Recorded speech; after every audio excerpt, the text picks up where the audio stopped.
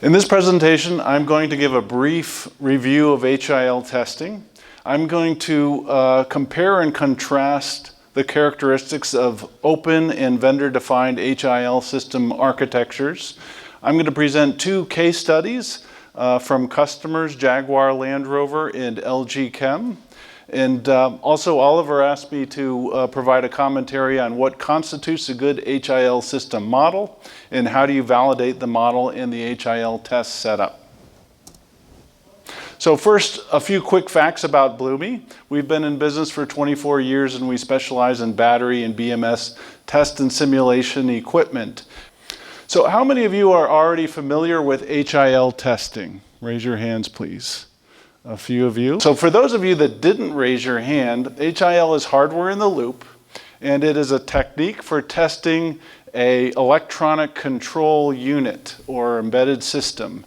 And in the top of the illustration, the embedded system box is the ECU under test, and the bottom box is the HIL simulator. And this consists of a software-based model of a plant that the ECU is designed to control. And the simulator takes the input signals from the ECU in the native electronic, analog, and digital formats that are generated by the ECU. And it digitizes them, processes them, and provides them as inputs to the software-based model. The model typically implemented in Simulink, or C, or other MapleSim, or other software-based modeling systems, then goes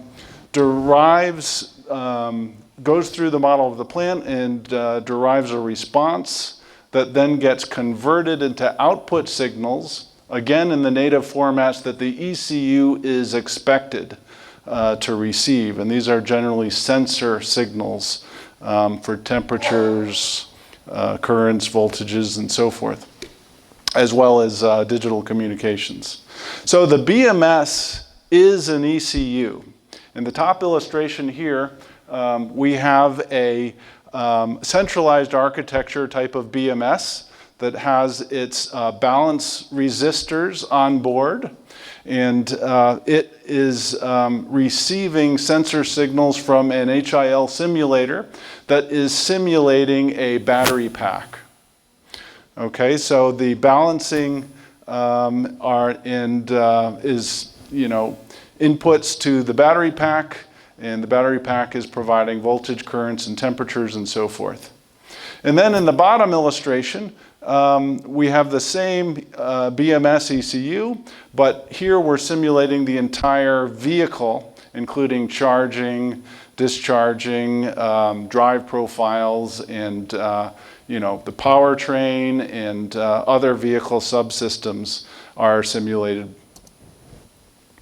So open HIL systems architecture is comprised of commercial off-the-shelf hardware and software components conforming to an open published standard, or often conforming to an open standard. It's a modular approach where you mix and match components from different vendors. In general, the components are intended to be used as components of part of a larger system, and so those components are documented and supported very well. And the overall system is user-defined and readily modified and maintained. So my first case study is from Jaguar Land Rover. And Jaguar Land Rover has a battery electric research vehicle program that had their goal of HIL testing was started off primarily as three. Number one was to evaluate different cell chemistries and validate the power and energy from the battery. Number two is to evaluate different BMS hardware architectures. And the third goal of the program is to validate the BMS firmware. So the BMS HIL test system that JLR uses is based on a standard BMS HIL test system platform provided by Bloomie. and this consists of NI PXI hardware. PXI is a open published standard there's a website of multiple companies that are providing components according to this standard, and that's pxisa.org. This system, or the platform, simulates all of the signals that interface to the BMS, and that includes the cell voltages, currents, temperatures, pack voltages, pack currents, and the ECM communications. Another very important feature for JLR were the circular plastic connectors that facilitate the fast changeover of the BMS under test. A fundamental building block of all of Bloomy's BMS test platforms is the Battery Simulator 1200. This is a commercial off-the-shelf instrument that has 12 independently programmable cells that sinks and sources, each cell sinks and sources currents under the control of a BMS. And it is a 1U enclosed system that is FCC and CE certified. It has 1,000 volts of isolation, allowing you to connect many cells in series to simulate a larger pack. And we've provided it to customers in North America, Europe, and Asia. The BMS HIL test software was developed using National Instruments Veristand. JLR's application runs 24 asynchronous cell models in real time, and those are Simulink cell models. It runs automated test scripts and allows you to manually set the 24 cell voltages, temperatures, state of charges, and state of health, if you want to do manual. So some of the test scenarios that JLR is using this HIL rig for, that they've accomplished over several years' time now, is early in the program, they were able to evaluate 3 different cell chemistries and verify the pack's power and energy ranges under various driving conditions. And subsequently, they have settled on 1 chemistry. They performed drive cycle testing to characterize the vehicle's response and the BMS's response to fault case scenarios, simulated environmental testing of the pack, and reproduced track test conditions in pack behavior on the HIL test system. So very important is JLR is using both industry standard as well as custom drive cycles. JLR wanted to model the way their target customer drives the vehicle, which is significantly more aggressive than industry standard drive cycles. They test voltage and temperature trip levels and response times through test scripts that automatically cycle through cell voltages and temperatures and capture levels and times of the BMS responses.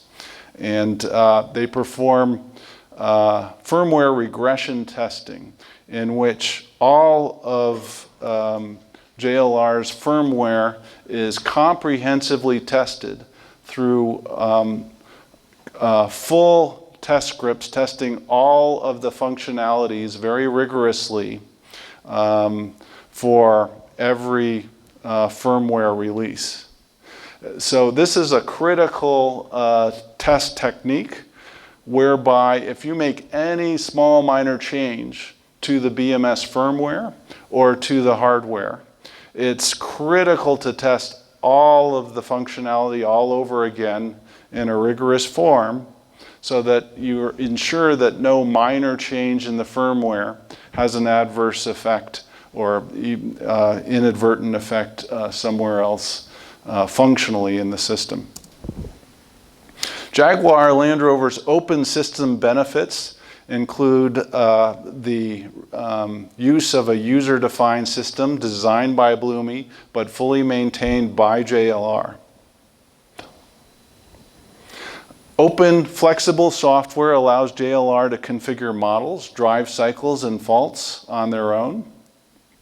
The modular commercial off-the-shelf hardware allows JLR to reconfigure the battery They began with 24 cells, and they're planning to expand to 108.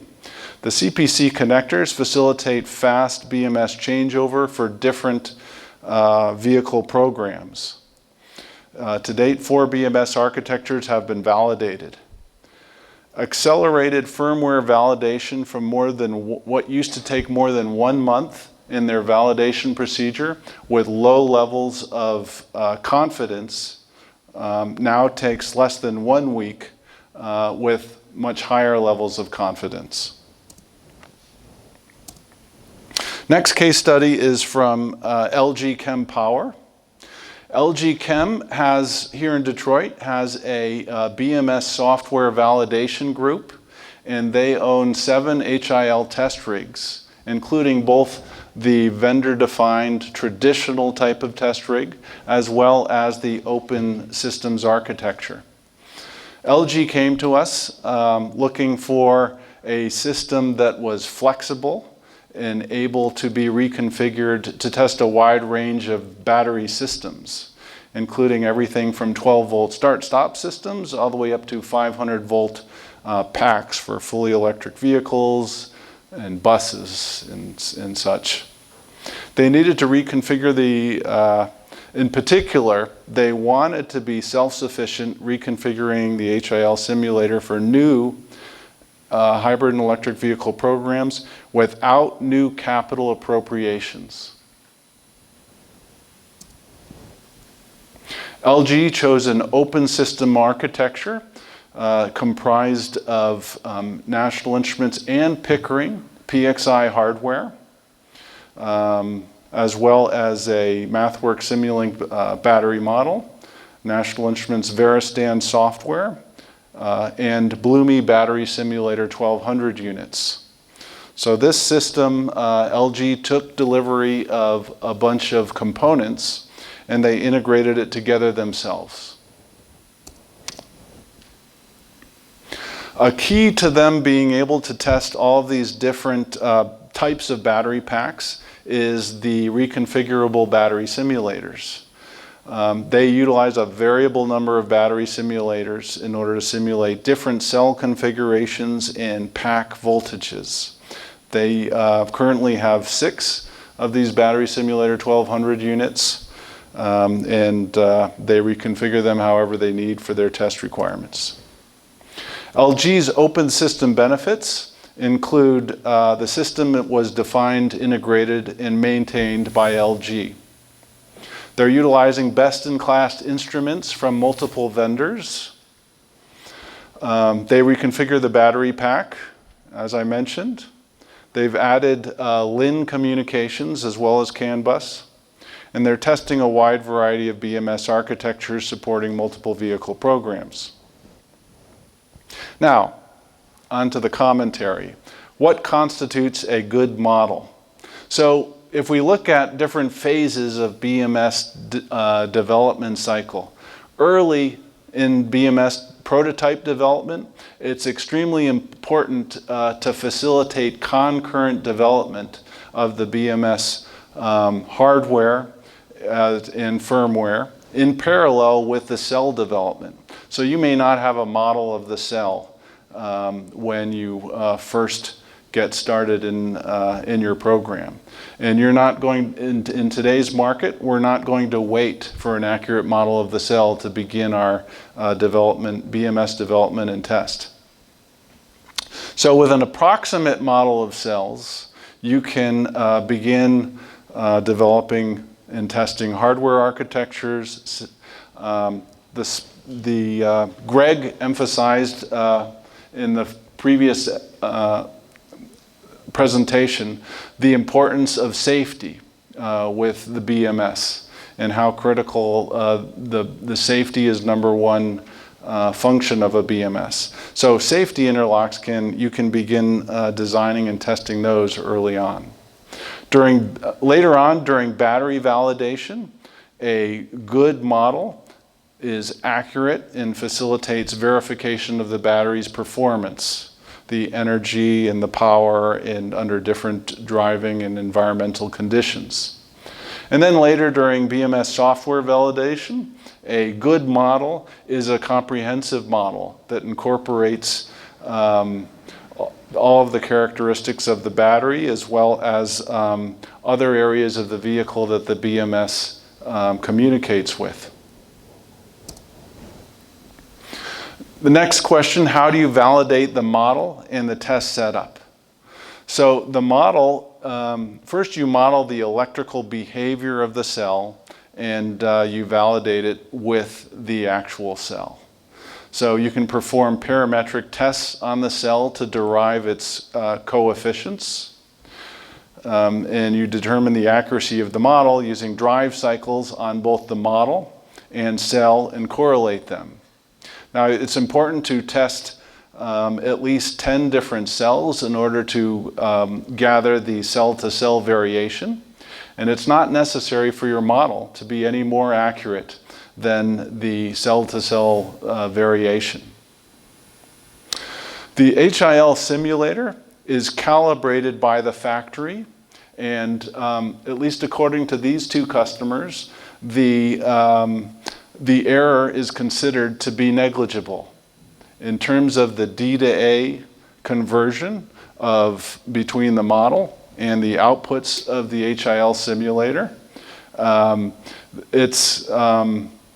the HIL simulator is laboratory grade instrumentation, whereas the sensors that the actual ECU or BMS is designed to handle is full of all kinds of noise. The commercial automotive sensors have several magnitudes higher noise than the HIL simulator will ever provide. So it's not even an issue as far as looking at, how accurate does the HIL simulator transfer the model responses to analog signals. And then it's important also to model the automotive sensor noise and incorporate that together with the cell model, so that the HIL simulator is providing noisy signals that the BMS is designed to handle. In conclusion, the benefits of the open system architecture are flexibility and reconfigurability, ability to work with multiple components from multiple vendors. Something I haven't mentioned, the ability to cost optimize to the user's needs. So if you're eventually going to do a 500 volt fully electric vehicle or bus, but not this year, and you can't necessarily afford it in your budget this year, you can start off with 24 cells and expand your system later as budget and as your test program and vehicle program progress. And then finally, something else I haven't mentioned yet is the validation workflow is user-defined. So because the HIL system is user-defined, you can define everything, including your test scripts. You have complete control over that, which produces a workflow that can minimize and optimize the validation steps and help you accelerate your time to market. Thank you very much.